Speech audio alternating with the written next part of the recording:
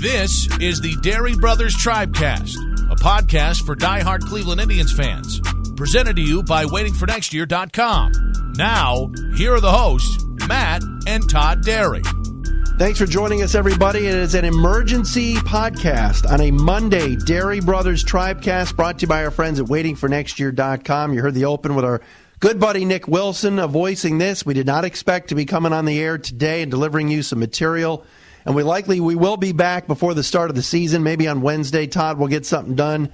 But today is a day that we've got to get into the latest comments by Tribe owner, Cleveland Indians owner, Paul Dolan, a Dery Brothers favorite, I should add, right? I mean, that's pretty accurate. I mean, favorite is favorite owner in Cleveland sports, yeah. And I'm sure we will get into this. And to me, the Dolan family ownership is in spot one, and Gilbert, and Jailbird Jimmy are way below, and that's pretty much that. So yes, we have been fans and supporters of the Dolan family ownership for a long time. Dare we say Dolan family apologists over in the Dery family? Look, let's cut through the red tape immediately. Paul Dolan. The chase, as Tan Mom would say. yes, free to be me or whatever. Let's wrap a taste here for a second, as the great Martin Payne of WZUP Radio used to say. Paul Dolan has done his fair share of interviews recently with the media. He spoke first. Was it with Castrovins? Who did he do his first one with? Anthony Castrovins of MLB.com. Then he spoke with Terry Pluto for the annual Softball Fest. And I like Terry. I'm a Terry Pluto fan. He actually put one of my letters in his Joe Tate book. So shout out to Terry Pluto. And today he spoke with our friend Zack Meisel of theathletic.com. Oh, by the way, I don't know what the Athletic's doing, firing or letting TJ Zuppe go. I like Tribe coverage, so that sucks. Do you have any comment? You're going to blame Dolan for that one? No, I'm not. But anyway, I digress. The Dery family goes back a long history with the Cleveland Indians and its support of the ownership based on the fact that we're at the games. Let's be honest here. I'm not there. I'm in Detroit. All right, I've lived here for over 20 years. You, Todd, have been a season ticket holder following the footsteps of our late father, who plunked over thousands of dollars on this franchise way before the Dolans owned it and way before the Jacobs owned it, when you, me, and him sat in Section 27 or Section 18, with either one, at the old stadium and watched some bullshit-ass baseball for a long, long time. We've been there. We didn't come around in 94 and 95 when President Clinton was throwing out the first pitch in his Tribe jacket and his Block C hat. And we weren't learning of who Dennis Martinez and Wayne Kirby were, and learning the game like a lot of our listeners. But what is happening over the last 24 hours with Paul Dolan making his now third interview with Zack Meisel, and all the defending that you and I have done of this owner, because, again, the payroll's coming down from $135 million to $117, and fans are pissed. And then he has the audacity today to do this interview with Meisel, which quite honestly made him look really bad, makes us as supporters look so bad because of what we've been through and how much, sitting there, you and I at Game 7 in 2016, making the drive from Detroit. You call me at 7:30 in the morning. I need you. I'm there. The whole thing, the Rajay story, which we don't need to get into tonight. But I'm so passionate about this because this man who we've defended, openly admitting today to Zach at The Athletic that, Francisco Lindor, well, just enjoy him. Or I don't really know the pulse of the people. What are you talking about? We're now becoming a punchline again nationally. Articles are being written. SI.com, go to it and look. Indians fans may boycott. They should boycott like Pirates fans should. God, that sucks. You don't tell the fans that you should just enjoy Francisco Lindor. We have him for 3 more years. Quote, enjoy him and then we'll see what happens. End quote. No. Don't do that. Like, what is going on? You can't talk like that to the fan base because there's not that many of us left. And now you're alienating the homers, like you said, Todd, the Dolan slappies by making ridiculous statements. Not just come forward and say we want to keep him. He's a legend in our community. He's the best Indian we've ever had, maybe ever had, and we're going to do whatever we can to keep him here, and you can count on that. Period. End of quote. That should be it. This enjoy him shit it's killing me today. I've been sick to my stomach since I've read that, and you sent it to me earlier today, and just this nonchalant stuff. Now are they even going to sell out the opener the way this guy's talking? I'm just so ticked off right now. I don't even know where to go. Oh, man. Let me just, you know what I have to say to that? I'm applauding. It was fantastic. Woo! I'm so mad. I can feel that. You know what I love? See, this is real. What I hope our listeners understand. This is real passion and real love. What many of you don't know, and the majority of you don't know, is that my brother truly only cares about one, I would say 1.5 sports teams, the Indians being one and Syracuse basketball for the most part. But he is for Cleveland only. You are Tribe first and Tribe only. And you watch every game on your computer or on the package. You're watching replays. You are breaking it down. You read every article. You are all in for this team, as am I. Been a season ticket holder. I've been a paying customer for years, and I am extremely frustrated as well. You know, when I read by the time we get around to paying the contract of $300 million, the contracts will be going for $1 billion. Ha ha ha! Just shut the fuck up. Can you be? I don't understand how somebody who has handled the organization as well as he has. And it's all the positives we can talk about, the stability and the front office being the same, and the patience and not stupidly spending, but when it came around a time they did actually spend money, and just everything that goes around with it. Sure. And being good in the community and awesome. Yes. To be this tone deaf after you gave the first bad interview 2 weeks ago and you got tons of shit for it, to come back and basically try to cover your tracks on more than one occasion, this I'm not going to say totally blew over, but this had blown over. The sports talk has moved on, right? We're in a 24-hour news cycle. None of this stuff ever lasts more than that. Back up to double down and make it worse and to make yourself sound so much cheaper is so unbelievably stupid when Thursday's the first day of the season. Not to mention the fact that everybody on this team seems to be injured, and you're looking at a middle infield rotation of Brad Miller, Max Moroff, and Eric Stamets. To then come with this is so unbelievably ill-timed and stupid. I can't even imagine what they were thinking. My only thought was he figured, I'm going to give another interview because I'm going to try to make things better, but he only made things worse. And shame on you, Paul Dolan, for not being smart enough to just let this thing go away and bury yourself until July when the All-Star game comes around and inevitably you have to speak again. Here's the thing, and it's Todd and Matt Dery, the Dery Brothers Tribecast, the emergency edition on a Monday. We had just recorded last week, but we had to do it today. And I direct messaged Zach today, and I told him we were going to do this. And I just wanted some questions for him, like, what kind of mood was he in? What kind of context is it? And Zach was very down the middle and just said, he knew what he was saying. He was fine. He wasn't standoffish at all. But there's a reason maybe that we don't hear from him a lot, and this is something, and I don't want to use the Detroit narrative each show because people get sick of it, but here in Detroit, okay, the Red Wings and Tigers are now owned by Mike Ilitch, the late Mike Ilitch's son, Chris, who doesn't publicly talk a lot either, because I think he kind of knows too. I might not be the sharpest knife in the drawer to make public comments, so it might be better that I stay in the back and not do much talking. Usually when Dolan did give the interview to Pluto before each season and whatever else, and even maybe toward the end of the year when they get ready for the playoffs, he'll do something. It's usually pretty vanilla and pretty bland. But I have no issue with the... Right. Like he gave an interview like that at the beginning of the year last year to Matt Underwood that they replayed on STO like 1 million times during rain delays. And it was, fluff. And that's fine. That's totally fine. Right. And by the way, when you bring up the Ilitches, It's the same thing when Randy Lerner was owner of the Browns. He knew nothing, right? So he did not want to speak, and he stayed. And everyone's like, "Why doesn't Randy speak? Why doesn't Randy speak?" Well, you know why.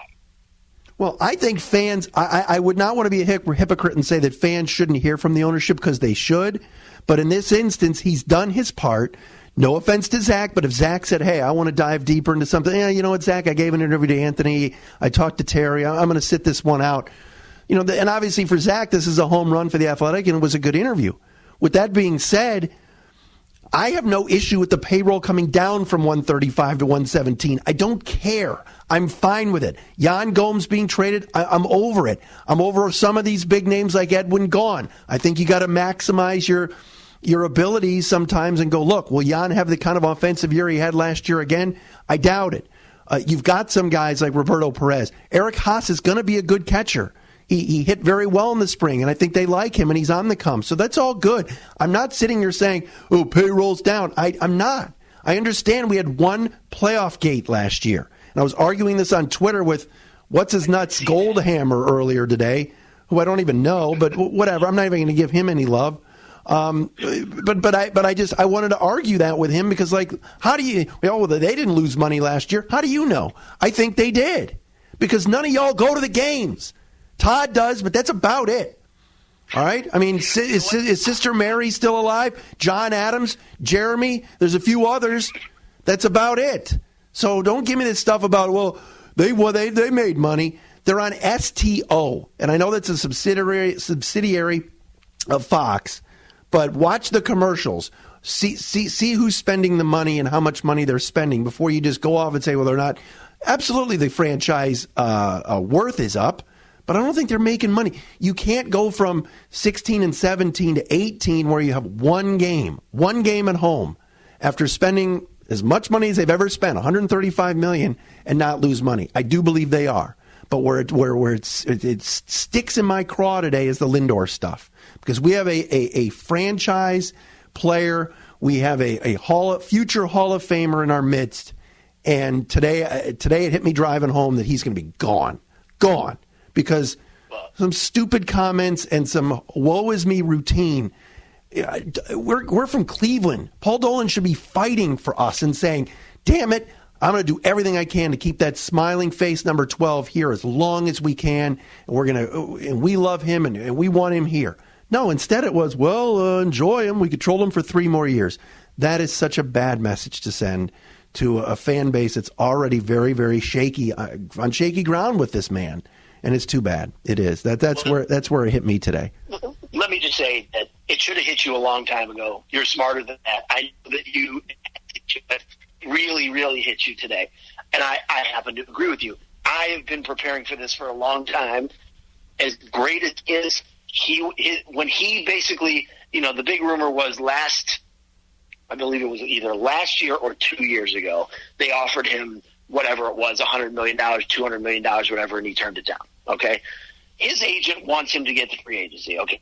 That's just the reality. And this is a conversation that you and I have had a million times and that everybody's had. The baseball system is broken. And until guys like Paul Dolan and the Glass family in Kansas City and the Stuart Sternberg in Tampa and the small market owners band together and essentially say we're not going to take this anymore, nothing is going to change. And that's just how it is. But it also doesn't mean we can't compete because we've proven that we can compete. Hell, the Indians should have won the World Series in 2016. Okay? That's a fact. With a payroll under $100 million. So there are ways to compete. Obviously, our margin for error is a lot slimmer than the big market teams who can overspend. But it's not like you can't compete. But the system is broken, and you can't – the one thing – listen, I hate the NBA, okay? I don't watch the NBA, as you know. I can't stand it for a variety of reasons. But the way their system has set up is that if you have your own player, you can pay him more than other teams can pay him. That's basically how how they've structured things so these superstars can stay if they choose to. And the Indians don't have that luxury in baseball. So when you have a superstar player, you ride them out until you can't ride them out anymore, and then you have to trade them. That's unless you're the Yankees or the Red Sox or the Dodgers or whoever. So that's just the reality of the situation. With all that said, we all know that, but we don't need our owner spouting that bullshit to everybody else. It makes it so much worse, and it makes everybody who is a fringe Tribe fan say, wait a minute, when does training camp start? And that's going to be another huge problem for the Indians. Let's say the Indians are floundering, or they're, in a race with the Twins or whatever it is, and they're underachieving and they're not hitting and they're losing a lot of games 3-1, and they have great pitching and whatnot. And here comes Baker and Odell and Nick Chubb and, Freddie Kitchens and the Brown circus, right? They're going to be buried by the All-Star break. They are. Nobody is going to care. Even if things get great and there's a pennant race, you think people are still not going to show up in September. And that's the main problem. They had, and it this was an opportunity. Hold on. This was an opportunity to not just save face, but to, like you said, Todd, we got opening day in 4 days or 3 days, to fire up the crowd and say, "Hey, listen, we're doing, right? We're doing whatever we can to keep Frankie, and I can guarantee you, we're going to be in the mix for him." And we love him, and we want him to be an Indian for the rest of his career. Something like that would have been so much better than this. Exactly. And maybe he's being too honest, and sometimes honesty's the best policy. Not always. All right? I don't need him to be a liar and tell us, hey, don't worry, we're going to put something together. Just say exactly what you said, right? How hard could that be? Just say, we love him, we want him here for the rest of his career, and we're going to do everything within our means to give that a chance, okay? That's all you got to say. Not enjoy him, because enjoy him, ... we're going to trade him before he hits the free agents, before he hits free agency. That's how it goes. Right, and I'll understand. And again, this is from Zack Meisel's article on theathletic.com, and I know Zach's listening. Shout out to Zach. What then would be his advice to fans who are already growing unsettled about Lindor's future in Cleveland was the question. His response was, quote, "Enjoy him. We controlled him for 3 more years. Enjoy him. And then we'll see what happens." And I asked Zach, what kind of context was it? He said it was exactly the way it was written. So the advice should have been, we need everybody, all the fans, to be on board with us for this year. But my advice is, yes, enjoy him, but I wouldn't even have said enjoy him. I would have just said, look, the advice is he's an Indian, and we want him to be an Indian for life. Stick with us. That's it. Yep, end it right there. And I mean, the other thing that gets really frustrating is the teams around the Indians for the last few years in our ballpark, basically the Astros, the Yankees, the Red Sox. Okay, because really it's been those 4 teams. Okay, the Astros take Michael Brantley off our hands. Right, they take him from us.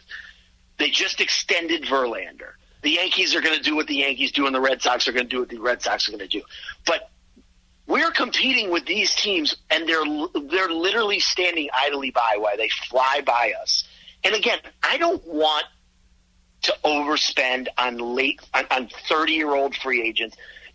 I actually, as much as I love Michael Brantley and would have loved to have him still, it's not good business to pay a guy who is on the wrong side of 30, who has a major injury history. I think the Indians picking up his option last year they did it. You and I both thought it was a terrible idea, and I think the way they looked at it this offseason was, we got a bonus year out of him. God knows what it's going to be like moving forward, and we can't take that risk. Fine. But when you are going into this offseason and you literally do nothing with that outfield and watch as the teams around you ride by because you have to cut payroll for whatever reason, because you say you don't make money, I don't want to hear the excuses, okay? If you can't hack it and you're not making money, then sell the team. And I love that they're Clevelanders, and I love the fact that they've always been about this community, they want to win for this community. And he knows the team. And he knows the team. He knows the players. I mean, the interviews he's done earlier talking about the guys, I love that. I do. I like that about him a lot. This isn't a carpetbagger. This is a guy who grew up an Indians fan and now owns the team. So, again, there's so many things that I respect about it. But the fact remains that if you can't hack it, and you can't spend money when you're right now, when basically you have this window and you've made your team worse and it's cutting payroll, then you have the audacity to tell everybody you're not making money, and when we do make money, we put it back in the team. You got to get out. I'm sorry. This is a billionaire boys club. This ain't for the millionaires. It's nice. Well, and the thing is, when they say they don't make money, by the way, I actually do believe that they don't make money, but their franchise value has tripled. So they could sell the team for $1 billion and get correct. And with a huge sum. And some of these owners, there's a big difference there that people don't understand. Right, and some of these owners in baseball that need to get that extra cash, like you said, to go get that extra guy, whether it's at the end of spring training, whether it's at the trade deadline, and to the Dolan's credit and to Paul's credit and to Larry's credit, right? They have made moves when the Indians have needed it, especially at the deadline, for years, and it's appreciated. And I don't think you and I are crapping on that at all. But we are talking about maybe the best player to ever put on the uniform for us, and to just idly kind of be casual with, enjoy him for the next 3 years, that's a terrible message to send. Lindor is incredible. He's incredible. And to not even fight for him, and that's what it sounds like, and give Frankie credit. He's going to say all the right things, and hopefully someone coaches him up, because this is going to get back to him. And I don't know, they working out? I'm assuming they're going to do a workout Wednesday in Minnesota, unless someone gets to him in Texas tonight to ask him about this stuff. It's bad optics, and it pisses me off. And you're right. I always thought, that we'll find a way. It's Lindor. We have very creative and good contracts for guys like Carrasco and for Jose Ramirez and others. And that was well done by Dolan. And give him credit for developing this culture where a guy like Cookie wants to stay. I don't know if it's credit to the Dolans on that. I would give more credit to Antoinette and Chernoff. But again, they're employed. They're employed by the owner. Chernoff, Antonetti could have gone. You respect the stability. They've kept these guys around forever. Right. Antonetti. I can go back to my old tweets, by the way, when they fired Manny Acta and things were in the toilet, and I said, it's time to sweep these guys out. They stuck with them, and look at where that took us. Sure. And Chris could have taken the St. Louis job. Chernoff was in the mix for the Mets job. I mean, come on, he grew up on Mets baseball, and his dad run an FAN in New York. So with that being said, I mean, today felt like such a kick in the gut because, and I don't want to get we're not taking personal shots. And if you're listening and you're joining us here on the Dery Brothers Tribecast, this is not a personal attack on somebody. That's not what we're about. I've done radio for over 20 years. I sound like that guy that Key and Peele skit. I've been in the inner city teaching for 20 years, substitute teacher. But it's true. I'm just very disappointed in the comments, and I don't like it. And, he referenced in the article, Dolan referenced the Padres picking up Manny Machado and say, we can't do that.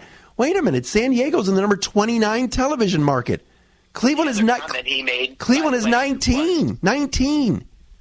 The other comment he made was, they wrapped themselves up in a couple of 300, over $100 million players, essentially saying that this is going to come back on them at some point. Well, that's all well and good. You're just making excuses for yourself, and you shouldn't be commenting on what other teams are doing when they're actually spending the money to go for it. And it makes them even look worse. You know what I mean? Yeah, they have a smaller market, but guess what? They just gave $300 million to Manny Machado. So, and a year after giving $100 to Eric Hosmer, which is a terrible contract, but that's something they felt like they needed to do, so they did it. Right, and I'm not even telling Paul to go out and sign Manny Machado for that kind of cash, but you know what would have been nice? If we would have been in the mix, and you say, hey, wait a minute, we're going to put in and see, and maybe, just maybe, someone like Manny Machado would want to come to Cleveland, you stick him at third, you move Jose to second, you ship Kipnis wherever the hell you ship him, and you show your fans that you're involved. And the Indians did not do that. There were the rumors last year at the deadline. Maybe Cleveland will trade for Machado for the 1 year, and it'll have been a lot of money and everything else. Right. Well, the Indians aren't signing Bryce Harper, but No, the last year at the trade deadline, it came out a couple months ago that the Indians were trying to put a package together to get Bryce Harper at the trade deadline, but I see what you're saying. Washington didn't want our prospects. So, but I will say this. what would have been Josh Donaldson signed for 1 year with the Braves for like $24 million. I am of the opinion that there's no such thing as a bad 1 year deal. If things go bad, so be it. He's off the books in a year. Would it have been the worst thing in the world to give? Donaldson was here. He was already in the fold. He obviously liked his time here. Why couldn't they have given him 1 year and $24 million, played him at third, and played and moved J Ram to second base? Would that have been the worst thing in the world? Well, then the $24 million is too rich for your blood. Then well, that's true, and that would have put the payroll over for 1 year, over $140 million for this year. And again, I go back to this team underachieved last year, whether the Astros cheated or not with the cameraman, whatever it was, we got our asses kicked. Okay, so that one playoff gate is a killer. And when you keep building the payroll, which is I want to give him credit for that. It's not like he cut payroll after 2016 or 2017. It was the lack of gates for 17 and 18, and the fact remains when you've got LeBron James across the street, who is just, and Anthony Castrovins, to his credit today, was on the team Dolan going up against the fans on Twitter, and Jason Lloyd and all these people. Jason Lloyd, yeah. And I have a ton of respect for Jason and Anthony a lot. It's tough. It's tough to compete in a smallish market where not a lot of people are living downtown. There's not a walk-up. You got to hope for good weather and everything else. And now they're starting this, the Indians are going to be playing games in April 1st at home next week? The home opener against the White Sox, it'll be freezing. And you'll be there, Mikey will be there. That's my old, sorry. Home openers sold out. Where it's really going to be interesting to see is games 2 through 10. You know what I mean? In April, to see how many people are there. Right, and it's exciting, and it's an exciting product. I still think, and we've talked about this in previous shows. Absolutely. I mean, we love this team. Right? It's very lovable. It's very likable. Whether it's Bauer being Bauer, whether it's Ramirez running around with his helmet off, Lindor. I mean, it should be very marketable. Unfortunately, baseball is dying for kids our age, or not our age, but our kids' age that aren't really into it. The NBA it's a popular sport with all the drama that they have and everything else, and then the NFL is king, and we know the NFL is king in Cleveland. I mean, that's a no-brainer. And now, I mean, if you thought LeBron was an edifice in your way, now this Berea train is rolling again. Man, oh man! I mean, that's going to be rough on the Indians, unfortunately. No, you're 100% right. To the point that I brought up earlier, if things aren't going, if things are going badly come July after that All-Star break and when training camp starts, the Indians are just going to get absolutely buried in this town. They're going to get buried if they're doing well, but imagine what it would be like if they're really underachieving. It could get really ugly, and I'm a little concerned about that. So, hopefully they'll come out and they'll play well and they'll put a lot of this to bed, and you and I will be happy. But just today was a rough day. I completely agree, and just got to see what happens. I mean, I think this is a good baseball team. Hopefully Ramirez's injury is nothing serious. Lindor comes back in the first week, and they hold him out of a couple of series, and then he's back and doing his thing. I saw the video of him the other day, hit 2 minor league home runs, and he's special. So there are special talents on this team, and I hope that Indians fans can shelve what the comments from today and put them away and focus on baseball and a big series to open the season against a rival, and really the only team I think that can compete with them in the division. And like you said, you win with pitching. This team's got a deep starting five, and we'll go from there. But today just ticked me off, and for Indians fans that have always been on the Dolan's cheap bandwagon, and this owner's not serious, they're all riding high today because he fed them applesauce today. He did. They ate it up. You should see my mentions and your mentions, I'm sure, as well. The amount of people who said to me, the only way to stop these guys is with your checkbook. I saw that a lot. Stop paying for that product. If you don't like it, the only way to hurt these guys is to stop showing up. Don't pay. I mean, I'm not going to do that. But there are a lot of people out there that are going to do that. And these comments do not help. No. And you know what? You got to bring fans in, not push them away.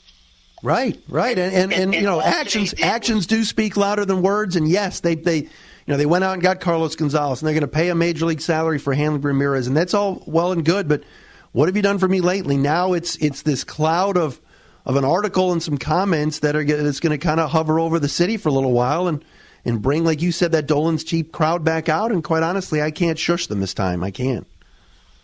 And that's saying a lot that you and I can't defend it. So, all right. Anything good happened to you today? What's that? Anything good happened today? Anything good happened today? I don't know. These Mondays. I got my fantasy draft tomorrow night. There you go. Baseball draft. These Mondays. Sixth pick. I had the fifth. I had the fifth pick in my all National League draft, and it was consistent. Like I was always in the middle, so I never had like the double picks or I had any long waits. So it was. It was all right. I mean, let's hope for the best. Let's you and I return later in the week. Should we do something on Wednesday, kind of a preview? Yes. Let's do a Wednesday.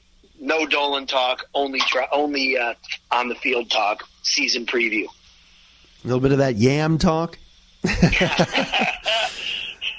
Oh, I'm exhausted now. I'm gonna go heat up a frozen that pizza. That opening rant was something else, baby. I'm so serious. That was one for the books. It's true. People don't. I mean, and I appreciate the love you gave me. It's true. I mean, Bob Dery-esque passion. You know how many times? Dad would be proud. Do people know where I sometimes watch these games on my phone? You wouldn't even believe where I've gone. I mean, that's why I had to tell them. I had to let them know. You're a sick man. You love your tribe. You bleed Wahoo red, white, and blue. 4:00 on Thursday. I mean, it's an appointment. Every pitch. Yes, there's no way I'll miss it. No way. So someone asked me I can't remember who it was, but I heavily tweet during the games, and someone asked me like, how many games do you think you miss a year? I would say, just with travel and stuff. But when I'm on the road, I usually watch it. But if it's, I would say out of 162, I would say I watch every inning of 135 to 140. And I attend between 45 and 50 live a year. I'd say that's a fair assessment. That's pretty crazy. Qualified. That's pretty. I love when people talk about how you can't watch every game and it's too long of a season and it's 162 games. I mean, I think we are in the minority. That's for sure. Absolutely are. I usually, my wife, the wife and I usually have a chat. Usually it's about like July 20th or 21st, and we get closer to maybe August. And she gives me the old, how many more games left, to chat, because she just knows, like she's such a trooper. She's had to sit through them all, just like your wife has. And remember last summer? Well, I remember last summer when we were watching one of these games, and my daughter's like, "Can we watch something else?" And I'm like, "Reese, no." So, like, it's like, and she likes the team. And your daughter, oh my God, loves the team. That's right. I was going to say, both my kids, they're right along there with me for the ride. I mean, they're fighting to see who gets to go to the games with me, and they're 25 plus a year for at least for the last 4 years. So, they're fired up. We had a big fight over who was going to the home opener. Oh, gee. Andrew gets to go this year because Brooke got to go last year. So don't worry. There's always game 2. We have plenty more. By the way, I don't know if you noticed this, but we play 2 Sunday night games in April, one at home against Atlanta and one on the road. Yeah, there's one against the Astros. Yeah. Astros is the other one. Yeah, but the Atlanta Sunday game, which I will be attending, is a Sunday night baseball tilt. That'll be good. Which is, of course, interesting considering the fact that you would think that they wouldn't put us at home on a Sunday night in April, giving us an additional cold April night game.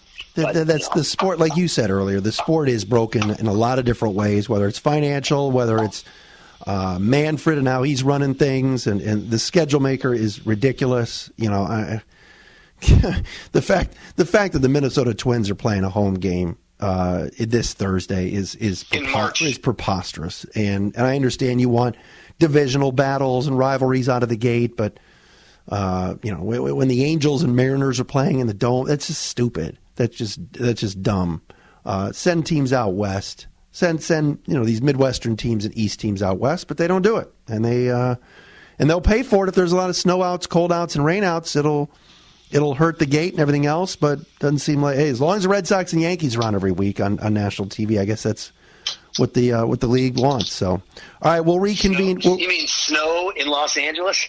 That's right. It's L.A. Nobody leaves. All right, so we'll reconvene Wednesday. This has been an emergency edition of the Dery Brothers Tribecast. Thanks to our friends at waitingfornextyear.com and Groove Ride. Check them out online as well at Groove Ride. That's RYDE.com. Todd will have more on that on Wednesday. All right, man. Better. We'll be in a better mood on Wednesday, right? One can only hope. See you Wednesday, everybody. Thanks for listening.